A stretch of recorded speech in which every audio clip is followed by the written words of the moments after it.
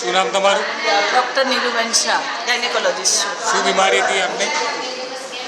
બીમારીમાં એવું છે કે મને બાયપાસ સર્જરી હમણાં થઈ હતી અને ત્યાર પછી મને હર્પીસ જોસ્ટર થયું હતું બ્રેસ્ટની નીચે, અને એમાં સખત પોસ્ટ હર્પેટિક ન્યુરાલજીયાનું પેઇન હતું. એટલું બધું પેઇન હતું કે વાત ના પૂછો. એટલે ઓલ ધ ટાઈમ મારે આઈસ પેક લઈને આગળ પાછળ સૂઈ જ જવું પડે. પછી જે દવાઓ ડૉક્ટર આપે ને એમાં તો એટલું બધું ઘેન કે હું તો આમ આખો દિવસ સવારથી સાંજ સુધી સૂતી જ રહેતી હતી. હોસ્પિટલ જવાનું ના ગમે, કામ કરવું ના ગમે. પછી શિબિર હતી ને, દિલીપભાઈ મારા ટીચર પહેલાં 10 વર્ષ પહેલાં મેં એમની શિબિર એટેન્ડ કરી હતી. આઈ મીન ક્લાસ જ એટેન્ડ કર્યા હતા. એટલે ફરી મન થઈ ગયું કે ચલો આવું, અને મને એટલું સારું લાગે છે કે જે મારું પેનની જે માત્રા હતી એટલું બધું હતું એના પ્રમાણમાં ઘણું ઓછું થઈ ગયું છે.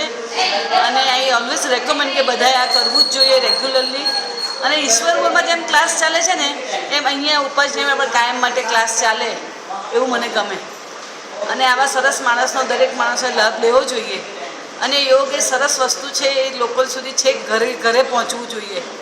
રામદેવજીના યોગામાં કરીને શું કે એ બધી વાતો બહુ કરે છે ને ઘણી વસ્તુમાં એક્સપ્લેન આપણે સાચું કરે કે ખોટું કરે કોઈ કહે જ નહીં ને, તમે એકલા જ ટીવીમાં બેસીને જોયા કરો તો.